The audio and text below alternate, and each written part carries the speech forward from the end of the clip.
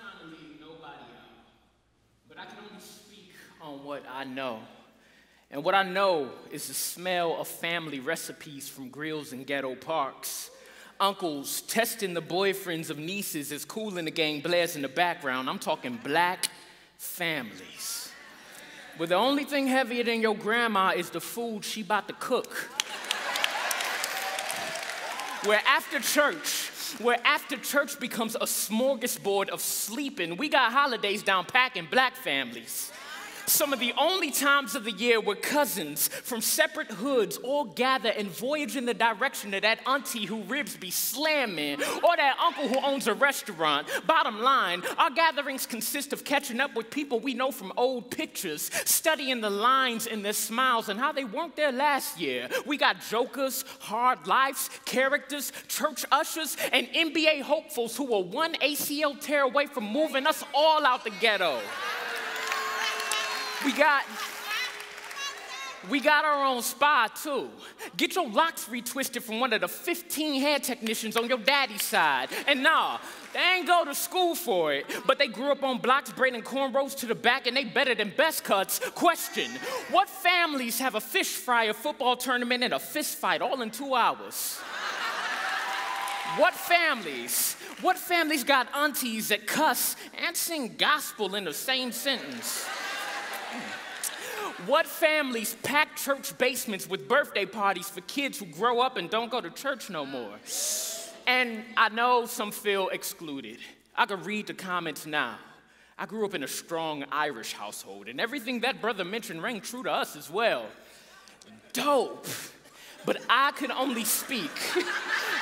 I'm serious, it's dope, y'all. But yo, I could only speak on what I know.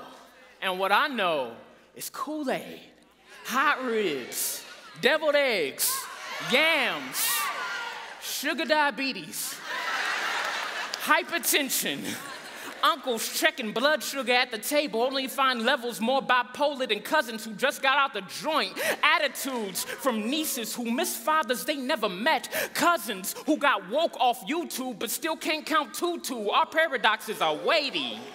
But you know, it's not all good in black families either. Sons bear the weight of their daddy's drinking problem. Daughters work after 10th grade class to keep lights on for mothers who blew rent. Secrets swell our lips up till we can only talk in scream matches. We become some of the only families that could look a cousin in the face and say, boy, you let your grandmother die. Saw her sick with stress from you and drained her smile like you did her bank account. Made her sweat out every scripture she knew on your behalf till Sundays were less about God and more about Lazarus. She tried to raise you with 80-year-old arms. Her casket couldn't separate her hands, still stuck in prayer. You stuck blades to her soul with each lie. Swapped her Bible with your broken heart, and to top it off, you never even visited the grave you drove her to.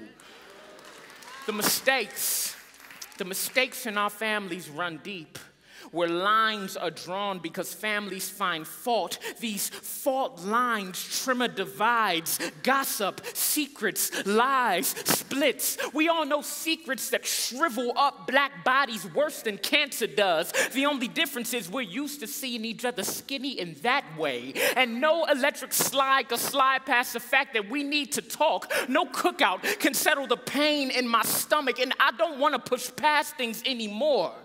Because I can only speak on what I know. And what I know is that we can't continue to pray to a God that we don't allow to change us.